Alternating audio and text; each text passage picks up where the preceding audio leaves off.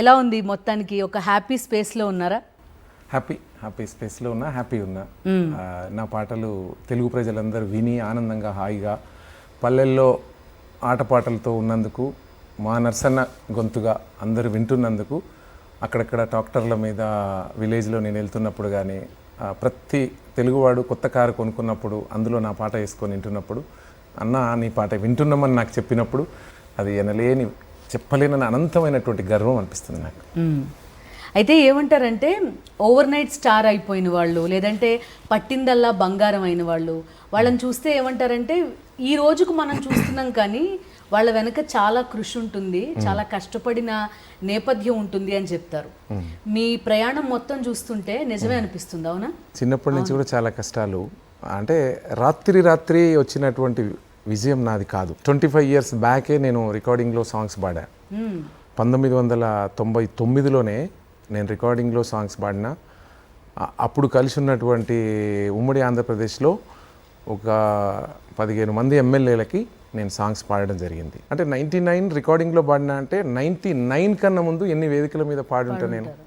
అంటే నేను అప్పుడు పనిచేసే క్రమం కావచ్చు, అప్పుడు వేదికలు నాకు అట్లా అవకాశాలు ఉండడం వలన, ఓ నాయకుడితో పనిచేయడం వల్ల ఆ వేదికల మీద పాడడం, నాయకుడు కారు డ్రైవర్గా జీవించినా కాబట్టి ఆ కారులో క్యాసెట్లు సీడీలు కొనుక్కొని వినేటువంటి అవకాశం నాకన్నా ఎక్కువ ఎవరికి ఉండదు. నేర్చుకోవడానికి నాకు ఆ కారు. యూజువల్లీ లెఫ్ట్ ఉంటారు లేదా రైట్ ఉంటారు. మీరు ఒక పక్క గద్దరు, విమలక్క ఇటువైపు, మరో పక్క శివుడి పాటలు, మరోవైపు అమ్మ పాట, నాన్న పాట, లెఫ్ట్ రైట్ అండ్ సెంటర్ అన్నీ టకటకటక పాడుకుంటూ వచ్చేసారు. అయితే నిజం మాట్లాడాలంటే, అంటే బాల్యంలో మాది పల్లెలో జీవితం, కష్టాలతో కన్నీళ్లతో ఒక పేద రైతు కొడుకుని నేను. చదివేటి రోజుల్లోనే, హై స్కూల్ లైఫ్లోనే ఆ రోజు గద్దరన్న క్యాసెట్ కొనుక్కొని వినడం, అది టేప్ రికార్డ్లో వినడం వల్ల ఆ శబ్దమే నన్ను గాయకుడిగా ప్రేరేపించడానికి అవకాశం ఆ రోజు కలిగింది. దాని తర్వాత గద్దరన్న సాంగ్స్ వినడం, అది ఆ శబ్దాన్ని, ఆ ధ్వనిని అట్లా ఇష్టపడడం జరిగింది. దాని తర్వాత అరుణోదయ ఉద్యమ పాటలన్నీ కూడా విమలక్క పాటలు వినడం జరిగింది. దాని తర్వాత తెలంగాణలో ఉన్న కొన్ని ఫోకు, అరుణోదయ అందరి సాంగ్స్, వందే మాత్రం శ్రీనివాసన్న సాంగ్స్ వినడం జరిగింది. ఆ తర్వాత సుద్దాల అశోక్ తేజ రాసినటువంటి పాటలు, చాలా పాటలు, అనేకమైనటువంటి రచయితల గొప్పతనం. నేను గాయకుడిగా ఈరోజు నిలబడ్డా అంటే చాలా ఎంతోమంది తెలంగాణలో రాసినటువంటి రచయితలందరికీ నేను జన్మతః రుణపడి ఉంటాను. తర్వాత క్రమంలో వాళ్ళ పాటలు పాడుతూ నేర్చుకొని నా గొంతుతో పాడడం వల్ల అది కొంచెం డిఫరెంట్ అయిపోయింది. నా స్టైల్ నాకు ఉంటుంది. కానీ ఏ పేరుతో పిలిచినా మీ పేరు వరకు ఓకే, కానీ ముందు నల్లగొండ గద్దర్ అని అనడం కొంచెం బరువు. ఏదో ఒక ఆయన పాడిన పాటలు లేకపోతే ఆ స్ఫూర్తితో చూస్తారేమో, దాన్ని ఎట్లా క్యారీ చేశారు ఓవరాల్గా ఇప్పటిదాకా? నేను నల్గొండలో, అంటే నేను విలేజ్లో సాంగ్స్ పాడుతున్నప్పుడు గద్దరన్న పాటల్ని నేను క్యాసెట్లో వేసుకొని వినడం, అది బంద్ చేసి వేదికలు, అంటే మా ఊరిలో చిన్నపాటి రచ్చబండలు, అన్నలు, తమ్ముళ్ళు, పెదనాన్నలు, పెద్దమ్మలు అందరి సమక్షంలో బావుల దగ్గర నేను సేమ్ అదే పాట, నేను ఏదైతే నైట్ నేర్చుకున్న పాటని, అదే గద్దరన్న పాటల్ని మళ్ళీ నేను వేదికల మీద అట్లా వినిపించడము. అరే గద్దర్ లెక్కనే పాడుతుండు వీడు అని వాళ్ళు అనడం, అట్లా మా విలేజ్లో గద్దరన్న టైపే వాడుతుండని అప్పుడు మందం అనుకోవడం. తర్వాత నేను పెరిగేటి దశలో, తర్వాత నేను చదువునే వదిలేసుకొని చిన్నపాటి డ్రైవింగ్ చేయాలని నల్గొండకు వచ్చినప్పుడు, నల్గొండలో ఇప్పటి R&B మినిస్టర్ కోమటిరెడ్డి వెంకటరెడ్డి గారి దగ్గర నేను పనిచేయడం, ఆ సందర్భంలో కాంగ్రెస్ పార్టీ అపోజిషన్లో ఉండడం, 99 నుంచి 2004 వరకు, అంటే 95 నుంచి 2004 వరకు నేను కాంగ్రెస్ పార్టీ నాయకులతో పనిచేసాను. నేను ఫస్ట్ చెకిలం శ్రీనివాసరావు గారు, ఆ తర్వాత వాస్తుశిల్పి డాక్టర్ బిఎన్ రెడ్డి ఎంపీ గారు, ఆ తర్వాత ఇప్పుడు R&B మినిస్టర్ గారు శ్రీ కోమటిరెడ్డి వెంకటరెడ్డి గారి దగ్గర పనిచేయడం, ఇంకా ఎక్కువ అప్పుడు సర్పంచులు, ఎంపీటీసీలు వాళ్ళు పోటీలో నిలబడ్డప్పుడు నేను తన కారు డ్రైవర్గా ఉన్నప్పుడు అక్కడ నా కారులోనే చిన్న కంజర డెక్ ఉండేది, నా కారులోనే నా బ్యాగ్ ఉండేది. ఎక్కడ 10 మంది 100 మంది కూడంగానే మా ఎమ్మెల్యే గారు ఆ రోజుల్లో ఇక్కడ మంచి పాట పాడాలని అనడం, జనమందరూ నర్సన్న పాడాలని అనడం, అట్లే పాడుతూ ఇంకా ఎక్కువ దీన్ని పదునెక్కించుకున్నట్టుగా అయింది.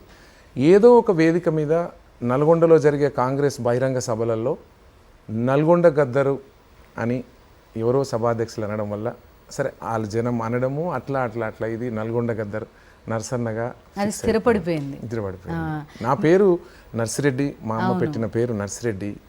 నా టీసీ కానీ నా ఆధార్ కార్డు కానీ నర్సిరెడ్డి ఉంటుంది. నా జిల్లా నల్గొండ జిల్లా కాబట్టి, అది త్యాగాల జిల్లా కాబట్టి, అది పోరాటాల కిల్లా, ఉద్యమాల కిల్లా కాబట్టి, అది నల్గొండ గద్దర్గా అన్నారు కాబట్టి అది అట్లే ఇప్పుడు అంటా ఉన్నారు. అయినప్పటికీ గద్దరన్న త్యాగాలు వేరు, గద్దరన్న పోరాటాలు వేరు, గద్దరన్న ఉద్యమాలు వేరు, ఆయన బతికిన విధానం వేరు. ఆ రోజుల్లో ఆయన బతికిన రోజులు వేరు. అప్పుడున్న పోరాటాలు ఇప్పుడు లేవు. ఇప్పుడు ట్రెండ్ ఏంది, ఇప్పుడు అంత పొలిటికల్, అంత దేవుడి సాంగ్స్, అంటే సామాజిక అంశాల మీద నేను చాలా సాంగ్స్ ఇప్పుడు పాడుతూ ఉన్నాను. సరే, గద్దరన్న చనిపోక ముందు కూడా నన్నుగన్న తల్లులారా అని గద్దరన్న పాట ఉంటుంది. నన్ను గన్న తల్లులార తెలంగాణ పల్లెలారా పాటనై వస్తున్నానమ్మో, మాయమ్మాలార పోదాలకు వందనాలమ్మో, మాయమ్మాలార. ఈ సాంగ్ని అన్న రాసిన పాట, అన్నకు చాలా ఇష్టమైన పాట. ఆయన పాడినట్టే పాడుతున్నారు మీరు. నాకు బాగా గుర్తు, ఆయనతో ఇలా ఇంటర్వ్యూ చేసినప్పుడు ఆయన గొంతు ఎలా ఉందో సేమ్ మీ గొంతు అలానే ఉంది. అన్న పాట అన్నయ్య రాసుకొని, అన్న కొంచెం ముందు మాట అన్న పాడతాడు. తదుపరి నన్ను కూడా ఈ సాంగ్ నువ్వే పాడాలరా అని చెప్పాడు. అది నేను పాడడం జరిగింది. అది బట్టి గారి పాదయాత్రలో చాలా యూజ్ అయింది. కాంగ్రెస్ పార్టీకి బాగా సపోర్ట్ అయింది ఆ పాట. ఓకే, మీరు మిమ్మల్ని మెచ్చుకున్న పాట గద్దర్ గారు మీరు పాడి ఇది నువ్వు చాలా బాగా పాడావన్న పాట? అన్ని సాంగ్ ఇంద్రవెల్లి కొండల్లో దండు పుట్టిందని ఒక సాంగ్ పాడినా నేను. అది కూడా ఇప్పుడు సీఎం గారు రేవంత్ రెడ్డి గారు పాడిచ్చారు ఆ సాంగ్. అది కాంగ్రెస్ పార్టీ కోసం ఉంటుంది. ఇంద్రవెల్లి కొండల్లో దండు పుట్టిందో వస్తవా సెల్లెలో, ఇది ఒక సాంగ్ ఉంటుంది. ఈ సాంగ్ అన్న ఇన్ని అరే ఏంది వీడు ఇట్లా పాడుతుండే, ఇంత ఫోర్స్ వాయిస్ ఉందని అన్న మన వాళ్ళతో అన్నడం తెలిసింది. ఆ సాంగ్ విన్నాడు. తర్వాత ఈ సాంగ్ పాడడం కోసం రారా అని పిలిచాడు. మీ మాట వేరుగా ఉంది, కరెక్ట్గా పాట ఎత్తుకునేసరికి అసలు గొంతు మొత్తం మారిపోతుంది. మీరు ఎక్కడ అంటే ఇమిటేట్ చేయడానికి ట్రై చేయట్లేదు, సహజంగానే అలా మీకు వస్తుంది. అంటే అట్లా అలవాటు అయిపోయింది. నేను సాంగ్ పాడాలంటేనే ఇట్లా అవుతుంది వాయిస్ తప్పితే మాట వేరు. అందరు అదే అంటారు, అందరు సింగర్లు మీరు మాట్లాడితే వేరే తిరుగుంటుంది, పాడితే వేరే తిరుగుంది అంటుంది. ఏది ఏమైనప్పటికీ తెలుగు ప్రజలు నేను పాడిన ప్రతి పాటని గుండెల్లో పెట్టుకున్నారు. నన్ను కలిసినప్పుడల్లా అంటారు, అన్న నీ గొంతులో ఎంత మహిమ ఉంటుంది అన్న అంటారు. నేను మామూలు కారు డ్రైవర్గా వచ్చిన నాకు, ఎక్కడో 10th ఫెయిల్ అయిన నాకు, చిన్న డ్రైవర్ జీవితం, చిన్న బాల్యంలో ఎన్నో కష్టాలు, కన్నీళ్ళు, బాధలు. చిన్నప్పుడు ఎండాకాలంలో ఒక 2 months హాలిడేస్ కూడా నేను వేస్ట్ చేసుకోకుండా చిన్న పనులకి వెళ్ళేది ఊర్లో. నేను అక్కడ కూడా నేను ట్రాక్టర్ చిన్న పనులకి వెళ్ళినప్పుడు కూడా అక్కడ కూడా నేను పాటలు పాడిపించేది. ఆ తర్వాత 8th సమ్మర్లో 2 months హాలిడేస్ వస్తే పిల్లలందరూ కేరెంతలు ఊరిలో ఎంతో హాయిగా ఉన్నా ఆ 2 months కూడా నేను ఖాళీగా ఉండొద్దు, ఏదో ఒక పని చేయాలనేటువంటి తపన. అంటే మరీ లేక కాదు, నేను డబ్బులు తెస్తేనే మా ఇంట్లో యూజ్ అవుతుందని కాదు. నేను మిడిల్ క్లాస్ రైతు కొడుకుని, మా ఫాదరు మా మదర్ చాలా బాగా చూసుకునేది, నన్ను పొమ్మని అనేవాళ్ళు కాదు. కానీ నాకు ఆ రోజు నుంచే నేను ఏదో సాధించాలన్నటువంటి తపన నిరంతరం ఆ రోజు నుంచి ఈ రోజు వరకు నాకు వెన్నంటి ఉంటుంది ఎప్పుడు. ఆ తర్వాత నేను అక్కడ మిర్యాలగూడెం వెళ్ళడం, అక్కడ బార్లో పనిచేయడం, అది కూడా క్లీను, ఏదో బార్ అంటేనే అది కౌంటర్ కాదు, ఆఫీస్ బాయ్ క్లీన్ లెక్క అట్లా చేయడం, ఎంతో కొంత తేవడం, అమ్మ నాన్నకి ఇవ్వడం, అప్పటి నుంచి అండగా నిలబడడం, అప్పటి నుంచి అందరితో కలిసి ఉండడం, అప్పటి నుంచి తగ్గి ఉండడం అనేది అక్కడి నుంచి వచ్చింది. మాట కంటే పాటనే ఎక్కువ కమ్యూనికేషన్ కోసం వాడేవాళ్ళేమో. అంటే అప్పుడు కూడా అవును, సూపర్. అప్పుడు కూడా నేను ఎక్కడికి వెళ్ళినా కూడా నా పాట ద్వారానే అప్రోచ్ అయ్యేది. ఇప్పుడు మీతో ఏమన్నా పని ఉంటే నేను సింగర్ని, అక్క నేను సాంగ్ పాడతా, చిన్న పని అండి నాకు అని అట్లా. అంటే ఫస్ట్ ఇంప్రెషన్ అట్లా పడిపోవాలి. అంతే అట్లే వచ్చాను నేను. అప్పటి నుంచి ఇప్పటి వరకు కూడా పాటనే నాకు ఆయుధం, పాటనే నాకు శ్రీరామ రక్ష.